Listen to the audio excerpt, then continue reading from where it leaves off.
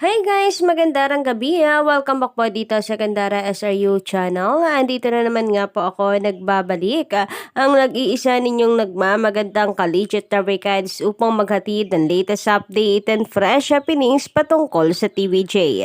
Mga balita na may kinalaman sa Itbulaga, sagot na po natin yan. Ganun din sa loob at labas ng showbiz. Kaya naman kung isa ka sa hindi pa nakaka-subscribe dito sa aking channel, maaari lamang napindutin po ninyo ang subscribe button at notification bell na nandyan sa baba para mag-updated po kayo sa susunod nating balita. Samantalang update po natin sa gabing ito ay pumapatungkol nga po rito sa isa na naman pong pinag-uusapan sa social media. So may kinalaman pa rin po ito sa Itbulaga mga kadarikads sapagkat ang isa nga po sa naging guest ng Karibal na noontime show ng Itbulaga nabanggit po ang Dabarkad. So, meaning to say, nagkamali po siya. Sa halip na madlang people, ang kanyang isigaw ay Hi Dabarkads na kung tutuusin na funny moments po ito. Pero napansin ng ilan po nating kadarikads dahil nga po may nag-post na nito sa social media, nakarating at nakita po ng ilang darikads, napansin nila na bakit tila hindi masaya, iba yung aura ngayon ni Vice. Dati-rati kasi talagang pag nagbibitaw po siya ng joke, ay tawang-tawa po talaga siya. Pero ngayon daw, kapansin-pansin sabi ng mga netizens na tila seryoso itong si Vice Ganda at tila hindi daw po natuwa. So mamaya pag-uusapan po natin ang buong detaling yan. But unahin po muna natin pag-usapan ang patungkol po dito sa post ng TV5 na kung saan ay makikita nga po dito si Atasha Mulak sa kanya pong mga dance prod. Na kung saan ay ayon po dito, anong dance thread ang gusto mong gawin ni Dance Cutie Atasha? So ayan, meron po silang pasimpleng katanungan para sa atin mga kadarikads para na rin ma-explore pa ni Atasha Mulak yung iba't iba pong ng pagsasayaw, no? So maganda rin po ito para mahasa ng mahasa itong si Atasha Mulak kung iba't iba po ang maibibigay po natin na genre ng tugtugin o dance trend ang atin pong maisa-suggest for Atasha. So, eto na nga mga kadarvikans, pag-usapan na po natin ang patungkol dito sa mga kaganapan kanina sa Showtime na kung saan ay pinag-usapan ngayon sa social media sapagkat iba nga daw po ang naging reaksyon nitong si Vice Ganda. Pinipilit na tumawa, pinipilit na sarcastic daw po ang joke pero kitang-kita di umano ang kanyang pagkapikon dahil sa pagsabi ng Hi Dabarkads. Bakit daw kaya? Bakit daw po ganito ang reaksyon? Maigi pa daw po yung ibang host at sinakyan ito pong pag-Hi Dabarkads sa isang contestant or guest sa kanilang segment na especially for you.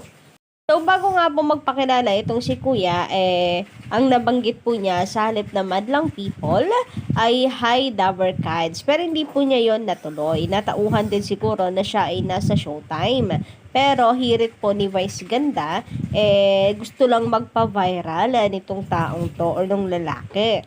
Grabe daw, yung komento po ng mga netizens and of course ng mga kadarikads natin, grabe daw itong si Vice. Sa Itbulaga naman kasi okay lang. Kahit banggitin mo ang kalabang show, okay lang. Wala pong problema. And kung nagjo-joke naman daw po itong si Vice Ganda, mahalata mo naman daw po yon sa kanya, sa aura po niya. Pero ngayon daw po ay mukhang iba. So kayo ba, anong inyong masisay patungkol dito? Anyway, para maging klaro din po sa inyo, narito po yung clip. So kinat na po natin ito mga kadarikads. Ako alam niyo naman na mahirap na mag-upload ng mga videos. Anyway, credit pala po sa may-ari ng video, especially sa Showtime and sa ABS-CBN. Hey, Dabarkads! Ay, Oy, Dabarkads! Ito naman pala gusto si pa Felix. magpa-viral. Bukayo namang sinadya. Okay, go.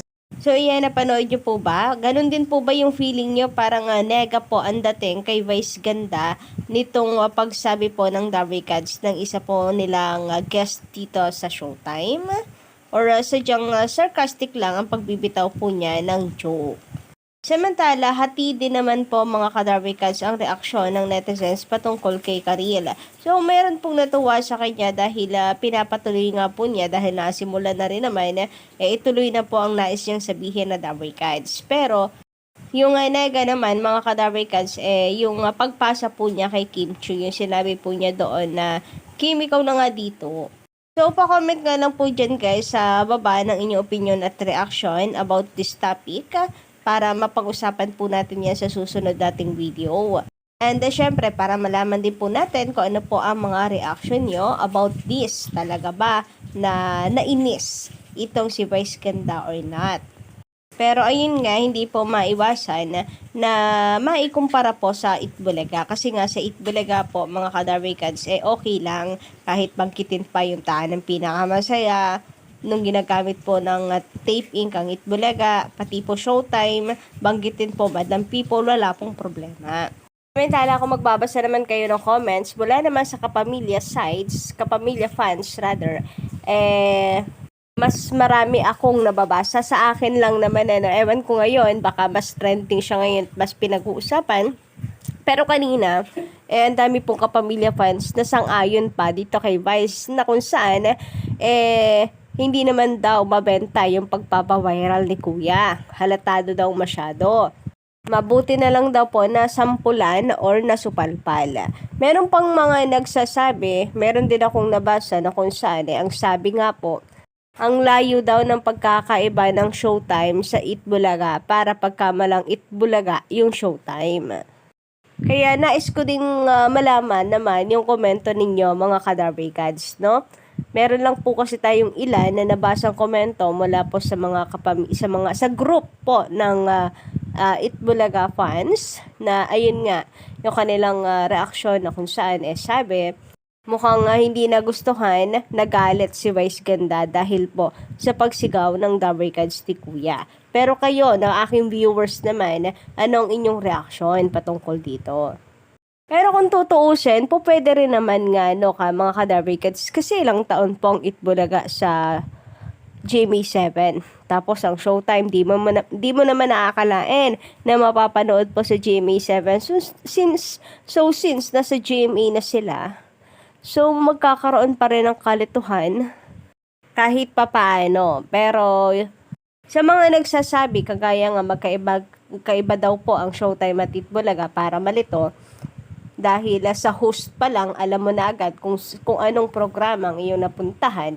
Pwede rin naman kasing si Kuya ay talagang mas madalas pong nanonood sa Itbulaga. Yun nga lang ay talagang nagkaroon lang siya ng chance na makapasok sa Showtime or mas nabigyan siya ng chance dito sa Showtime na ma-expose.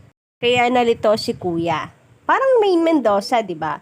Si Maine Mendoza mas nauna po siyang audition sa PBB.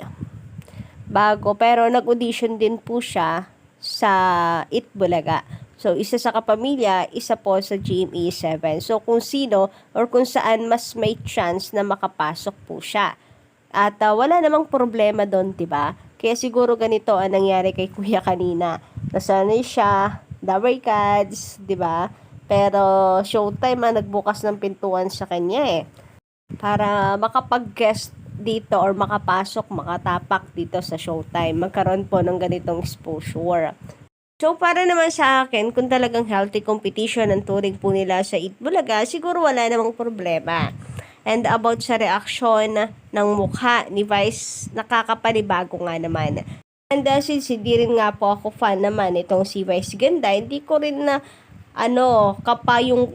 kapa yung kiliti niya, hindi ko po kapa yung mga jokes po niya. So, unlike sa Itbulaga, kapang-kapa po natin papaano po ang TVJ magpatawa.